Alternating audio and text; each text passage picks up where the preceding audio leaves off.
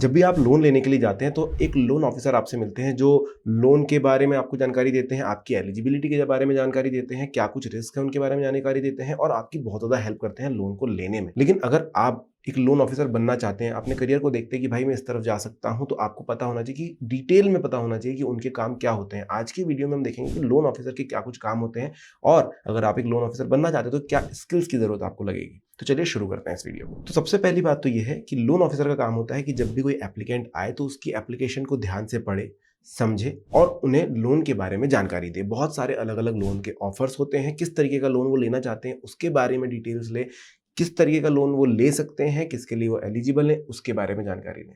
साथ ही साथ लोन के रिस्क, उसके कॉन्सिक्वेंसेस के बारे में जानकारी दें और अगर कोई अल्टरनेटिव लैंडिंग सॉल्यूशंस है तो उसके बारे में जानकारी दें ताकि उस इंसान को यहाँ पर लोन लेने की जरूरत ना पड़े। और साथ ही साथ अगर वो लेना ही चाहते हैं लोन तो फिर उसके बाद आपको भी बहुत सारे काम करने होते हैं, जैसे कि एप्लीकेंट के इन्फॉर्मेशन और डॉक्यूमेंटेशन के हिसाब से लोन के लिए एप्लीकेशन तैयार करना, ये आपका काम होगा। अब कोई भी जो कस्टमर है वो खुद से एप्लीकेशन लेकर के नहीं आ सकता है कि भाई उसके पास ये डॉक्यूमेंट, ये आपको पता होता है कि एक लोन लेने के लिए किन किन डॉक्यूमेंट्स की जरूरत होगी, क्या क्या इन्फॉर्मेशन की जरूरत होगी। तो आप एक लोन ऑफिसर हैं, जब भी कोई क्लाइंट आपके पास आता है या कस्टमर आपके पास आता है तो आप उनसे इन्फॉर्मेशन गैदर करेंगे, आप उनके डॉक्यूमेंट्स देखेंगे और एक एप्लीकेशन तैयार करेंगे ताकि वो आगे दी जा सके। तो बेसिकली कस्टमर को आप हेल्प कर रहे हैं लोन लेने में। क्लाइंट की फाइनेंशियल सिचुएशंस को देखते हुए उन्हें उनके फाइनेंशियल गोल्स के बारे में समझाएंगे, अलग अलग जो लोन के टाइप्स हैं उसके बारे में समझाएंगे और उनकी लैंडिंग नीड्स को जानते हुए उन्हें लोन के बारे में सही सलाह देंगे। लोन एप्लीकेशन को इवैल्यूएट करेंगे और उसमें जो कुछ भी कागजात लगते हैं, जो भी चीजें लगती हैं उसके बारे में कस्टमर को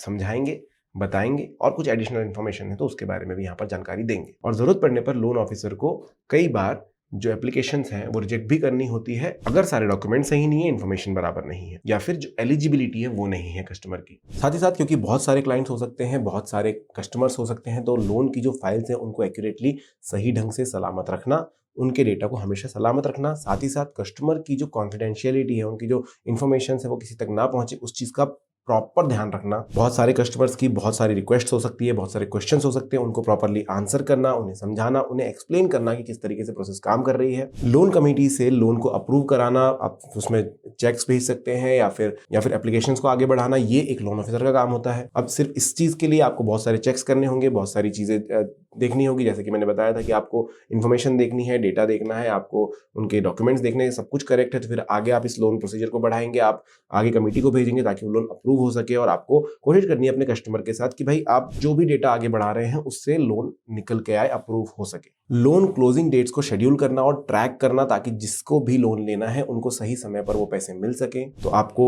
डे टू डे अपडेटेड रहना पड़ेगा कि जो भी प्रोसेसिंग आपने करी है वो सही ढंग से हो रही है। तो एक लोन ऑफिसर का काम आपको समझ में आया होगा कि भाई किस तरीके से वो कस्टमर्स को हेल्प करते हैं ताकि वो लोन ले सके, किस तरीके से हेल्प करते हैं कि सही डिसीजन ले सके, सही लोन का चुनाव कर सके और अगर और तरीके से वो चीज सॉल्व हो सकती है तो वो कर सके। और उनकी एलिजिबिलिटी देखते हैं, उनकी एलिजिबिलिटी के हिसाब से उन्हें सलाह दे सकते हैं। पर इसके लिए आपको बहुत ज्यादा स्किल्स की जरूरत होती है। तो एक एक करके मैं स्किल्स यहाँ पर बताता हूँ जिनकी आपको जरूरत पड़ेगी। सबसे पहला है कम्युनिकेशन।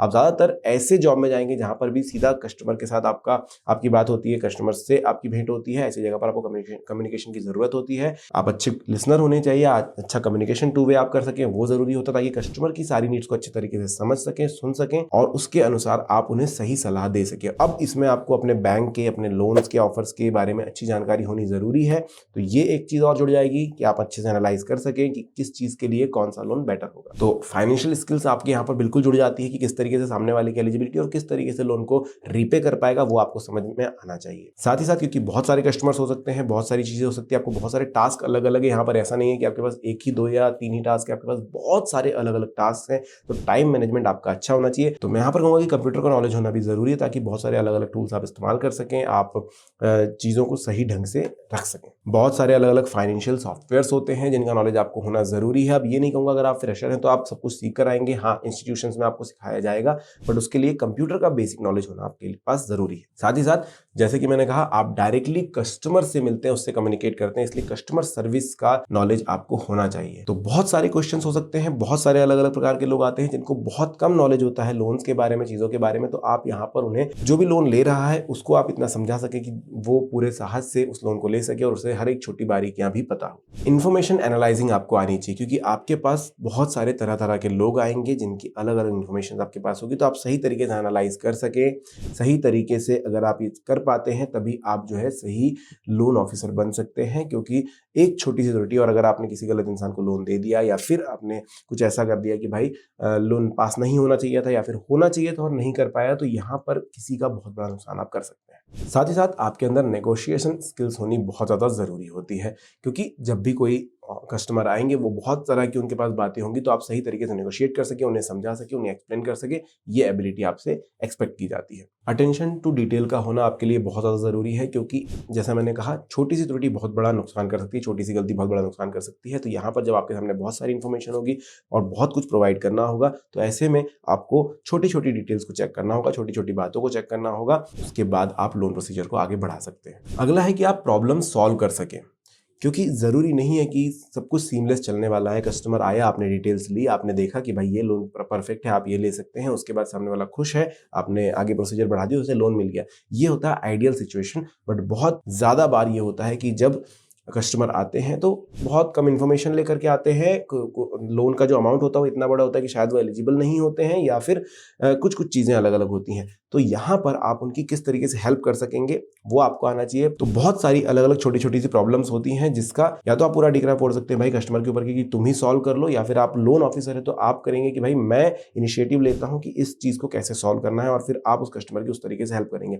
अब ये क्यों ज़रूरी है आपको बताता हूँ। आप बिल्कुल बोल सकते हैं कि कस्टमर खुद सॉल्व करके आएगी, लोन की ज़रूरत उसे है, बट अगर आप यहाँ पर प्रॉब्लम सॉल्व करने की कोशिश करते हैं, सामने वाले की हेल्प करने की कोशिश करते हैं, एक्स्ट्रा माइल चलते हैं, तो एक तो आपके सिस्टम का, आपकी कंपनी का रेपुटेशन बढ़ता है, और दूसरा आपका नेटवर्किंग अच्छा होता है। अगर एक बहुत बड़ा क्लाइंट है जिसका आपने प्रॉब्लम सॉल्व किया है तो आपको जरूर याद रखेंगे, और आपके साथ एक ट्रस्टवर्दीनेस यहाँ पर स्थापित होगी, जिससे कि लॉन्ग टर्म में आप अच्छा काम करेंगे और आपकी ग्रोथ भी काफी ज्यादा अच्छी हो जाएगी। तो दोस्तों मैंने कोशिश करी है यहाँ पर आपको समझाने की कि कैसे लोन ऑफिसर काम करते हैं और क्या स्किल्स आपको रिक्वायर्ड है अगर आप एक लोन ऑफिसर बनना चाहते हैं। अगर इसमें आपको कुछ क्वेश्चन है तो आप कमेंट सेक्शन में लिख सकते हैं। वीडियो अच्छा लगा तो लाइक, चैनल को सब्सक्राइब जरूर कीजिएगा। Thank you.